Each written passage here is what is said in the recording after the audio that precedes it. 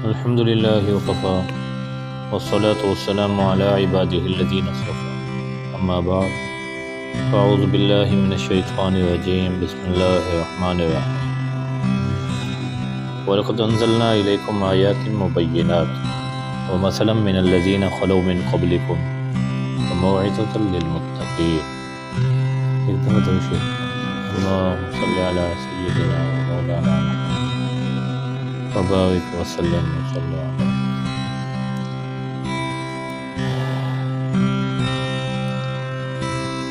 وَلَقَدْ أَنزَلْنَا إِلَيْكُمْ، اللہ تعالیٰ فرما رہے ہیں ہم نے تمہاری طرف واضح آیات اتارے ہیں، ایسی آیات جو ہر چیز کو واضح کرنے والی.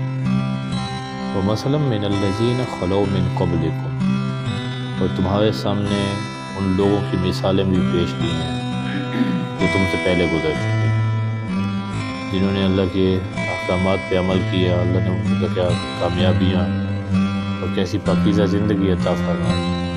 اور جن لوگوں نے اللہ کے احکامات کی خلاف ورزی کی، اللہ نے ان کا انجام بھی یہ مثالیں دے دے کے بیان کیا. وَمَوْعِظَةً لِّلْمُتَّقِينَ، اور ہم نے متقین کے لیے نصیحت کی چیزیں بھی قرآن مجید میں اتاری ہیں. متقین کے لیے نصیحت ہونے کا مطلب یہ ہے کہ نصیحت کا فائدہ عام طور پہ متقین کو ہوتا ہے، ورنہ قرآن مجید کا نصیحت ہونا یہ ہر طبقے کے لیے اور ہر مذہب کے لیے دعوت ہے کہ بھائی سیدھے راستے پہ آ جاؤ. اور اللہ اس راستے کو ہر طرح سے اللہ تعالیٰ نے بیان کیا، لیکن فائدہ کیونکہ متقین حاصل کر رہے ہیں، اس لیے اللہ فرماتے ہیں یہ صرف متقین کے لیے نصیحت ہے. فرمایا اللہ نور السماوات والارض، اس کو آیت النور کہتے ہیں مفسرین کی اصطلاح. اللہ آسمانوں اور زمین کو روشن کرنے والے ہیں. آسمان ہے، تمام آسمان ہو، زمین ہو، اس کے اندر جو روشنی کا نظام ہے یہ سارا اللہ نے بنایا. آپ کبھی فلکیات کو پڑھیں تو نظام شمسی اور دوسری چیزیں، انسان حیران رہ جاتا ہے کہ اللہ نے یہ کیسا روشنی کا نظام بنایا ہے. ہمارے اس تمام آسمانوں تمام زمینوں کو روشن کرنے والی ذات اللہ کی ہے. مثل نورہ کمشکات، پھر اللہ نے جب تمام آسمانوں اور زمینوں کو اللہ نے روشن کیا ہے، پھر ایک نور اللہ تعالیٰ نے انسان کو بھی عطا کیا ہے جو انسان کے دل میں اللہ نے اس کے اندر ایک فطرت پیدا کی ہے کہ جس کے اوپر اس کی پیدائش ہوتی ہے، جس کو نبی کریم صلی اللہ علیہ وسلم نے فرمایا کل مولود یولد علی الفطرہ، ہر بچہ فطرت پہ دین اسلام پہ پیدا ہوتا ہے. پھر اس کے والدین کی تربیت جو حفظانی اور یونسیانی مجسانی اور والدین کی تربیت اس فطرت کو بگاڑ دیتی ہے، اس کو پالش نہیں کرتی، اس کو استعمال نہیں کرتی، یا یہودی بنا دیا یا نصرانی بنا دیا یا مجوسی بنا دیا. تو وہ جو ہر انسان کے اندر اللہ نے فطرت رکھی، اللہ اس کی مثال دے رہا ہے. مثل النور کمشکات فیہا مصباح. عبداللہ بن عباس رضی اللہ تعالیٰ نے فرماتے ہیں مسلمان کے اندر جو اللہ تعالیٰ نے نور ایمان رکھا ہے، اللہ اس کو مثال دے کے سمجھا رہے ہیں. یوں سمجھیں کہ مشکات ایک طاق ہے، طاق سے مراد مومن کا سینہ ہے. فیہا مصباح، اس میں ایک چراغ رکھا ہوا ہے، وہ اس کا دل ہے. مصباح فی زجاجہ، پھر یوں سمجھ لیں کہ وہ چراغ ایک شیشے میں رکھا ہوا ہے، اور زجاجۃ کأنہا کوکب درّی یوقد من شجرۃ، اور وہ شیشہ ایسا صاف ہے وہ یوں سمجھ لیں جیسے ایک چمکدار موتی ہوتا ہے. یوقد من شجرۃ مبارکۃ، اس کو روشن کیا جاتا ہے، جلایا جاتا ہے بابرکت درخت زیتونۃ، جو زیتون کا درخت ہے، لا شرقیۃ ولا غربیۃ. کہ وہ زیتون کا درخت ایسا ہے کہ وہ ایسی معتدل جگہ پر ہے، نہ مشرقی جانب ہے نہ مغربی جانب ہے، ایسی درمیانی جگہ پہ ہے کہ سورج جب صبح نکلتا ہے تو غروب ہونے تک اس کو برابر روشنی ملتی رہ جاتی ہے۔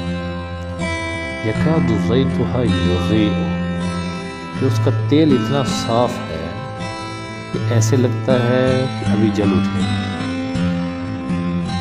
وَلَوْ لَمْ تَمْسَسْهُ نَارٌ، اگرچہ ابھی اس کو آگ لگی نہیں، ایسے لگتا ہے ابھی جل اٹھے۔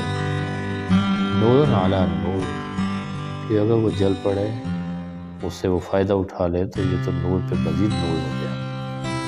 اتنا صاف تیل جو جلانے کے لیے استعمال کیا جائے کہ جس کے اوپر روشنی پڑے اور چمک سے ہی ایسے لگے کہ آگ لگ رہی ہے اس کو، اور وہ چل پڑے تو کتنا روشنی دے گا، کتنا فائدہ دے گا، تو نور علی نور بن جائے گا۔ اور اللہ تعالیٰ نے انسان کے اندر جو ایمان کا نور رکھا ہے، اس کی مثال اس پاکیزہ تیل کی طرح ہے جو زیتون کا تیل ہے اور بالکل چمکدار اور صاف اور شفاف۔ اب اس سے فائدہ اٹھانا، اس استعداد کو، اس صلاحیت کو استعمال کرنا، تو اللہ فرماتے ہیں یہدی اللہ لنورہ،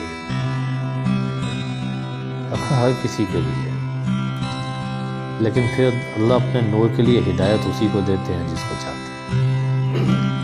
حضرت عبداللہ بن عباس رضی اللہ تعالیٰ عنہ نے کعب احبار سے پوچھا، تورات کے بہت بڑے عالم تھے، کہ انہوں نے یہ جو آیت ہے آیت نور، اس میں کس چیز کو بیان کیا گیا ہے؟ انہوں نے کہا یہ جو